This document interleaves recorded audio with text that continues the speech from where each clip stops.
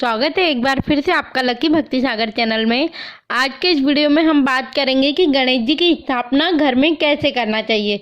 इस बात का विशेष ध्यान रखें। जैसा कि आप सभी जानते हैं कि गणेश उत्सव का त्यौहार आ रहा है, जो हमारे देश में बहुत धूमधाम से मनाया जाता है। उसके लिए हमें इस बात का विशेष ध्यान रखना है कि गणेश जी की स्थापना हमें कैसे करना चाहिए।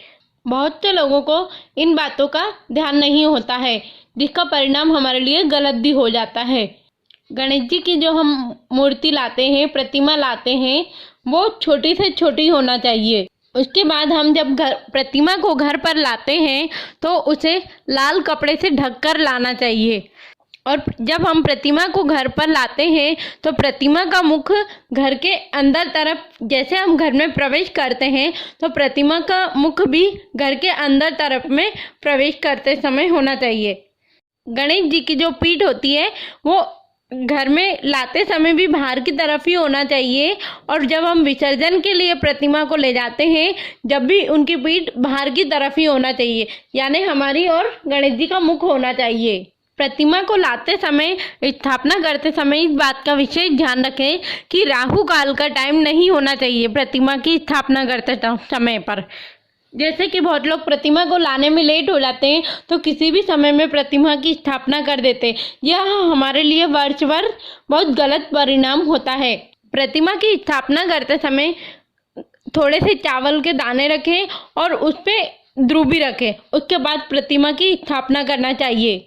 और इस बात का विशेष ध्यान रखें वास्तु का, जो कि गणेश जी की हम प्रतिमा की स्थापना करते हैं वो दक्षिण और पश्चिम दिशा की कोने में नहीं होना चाहिए, पूर्व और उत्तर के इसमें होना चाहिए, या फिर बीच के भाग में कहीं पे भी हम स्थापना कर सकते हैं।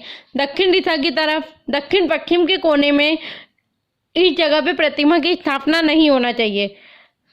उत्तर जगह की दिशा हो सकती है, पूर्व जगह की दिशा हो सकती है, परंतु दक्षिण और पश्चिम दिशा की तरफ हमें प्रतिमा की स्थापना नहीं करना चाहिए। यह अशुभ फलदायी होती है। और मूर्ति की स्थापना करते समय इस बात का विशेष ध्यान रखें कि गणेश जी का जो मुख होता है वो दरवाजे की तरफ नहीं होना चाहिए, वो हमारे घर के अंदर की तरफ होना चाहिए। गणेश जी का मुख, क्योंकि उनके मुख पर सिद्धि का वास होता है, धन संपदा लक्ष्मी का वास होता है, और जो उनका पीठ का भाग होता है उसमें दरिद्रता का विनाशकारी भाग होता है। और जो हम प्रतिमा घर में लाते हैं उसके साथ में मूषक होना चाहिए, और प्रतिमा बैठी हुई होना चाहिए गणेश जी की, और हाथ में लड्डू का भोग का भाग होना चाहिए। वो वाली प्रतिमा घर में लाना शुभ होती है। खड़ी हुई प्रतिमा गणेश जी की घर में नहीं लाए। अब बात आती है कि गणेश जी की सूंड कैसी होना चाहिए। गणेश जी की सूंड आप अपनी इच्छा के अनुसार ला सकते हैं। किसी को उल्टी सूंड के गणेश जी घर में लाना अच्छे लगते हैं, किसी को सीधी सूंड के गणेश जी घर में लाना अच्छे लगते हैं।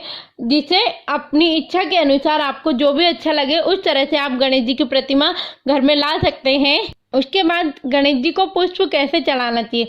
गणेश जी को सफ़ेद पुष्प नहीं चढ़ाना चाहिए, ऐसा हमारे ज्योतिषी बताते हैं। लाल फूल चढ़ाना उन्हें बहुत ही ज़्यादा शुभ कारक माना गया है। पूजा घर में गणेश जी की दो मूर्तियां एक साथ नहीं बैठी हुई होना चाहिए।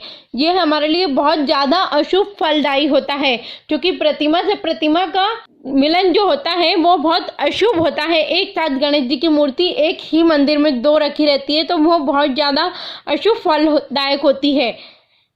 उसे कहीं मंदिर में रख दिया जाए अगर आपके घर में दो प्रतिमा एक साथ हो तो।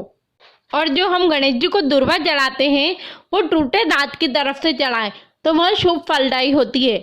और चतुर्दशी के दिन, गणेश चतुर्थी के दिन जो चंद्रमा निकलते हैं उनका दर्शन नहीं करना चाहिए। यह हमारे पूर्वज भी पहले से कहते हुए आ रहे हैं हमें। आप सभी इस बात का विशेष ध्यान रखें कि गणेश जी की स्थापना राहु काल में नहीं करें। यह हमारे लिए बहुत ज़्यादा अशुभ होती है। इस बात का विशेष ध्यान रखें। और राहु काल का समय आप कैलेंडर में या फिर मोबाइल पर निकाल कर देख सकते हैं। और जो हम गणेश जी का पूजन करते हैं वो नीचे बैठकर करना चाहिए, आसन पर बैठकर उनका पूजन नहीं करना चाहिए। और जिनकी संतान नहीं होती है वे बाल गणेशा की प्रतिमा घर में स्थापित करें। गणेश जी के भोग में तुलसी नहीं होना चाहिए और उनके आसपास भी तुलसी नहीं होना चाहिए। इस बात का विशेष ध्यान रखें। और जो हम गणेश जी को भोग लगाते हैं उसमें दुर्वा जरूर डालकर भोग लगाएं। यह हमारे लिए संपदा के लिए, धन वृद्धि के लिए बहुत शुभदायक फल होती है और इससे गणेश जी भी काफ़ी प्रसन्न होते हैं। और रोज भी हम अगर गणेश जी को भोग लगाते हैं गुड़ का, तो उसमें भी छोटी सी दुर्वा डाल के गणेश जी का भोग लगाएं, वो बहुत ज़्यादा सफल होता है। धन्यवाद।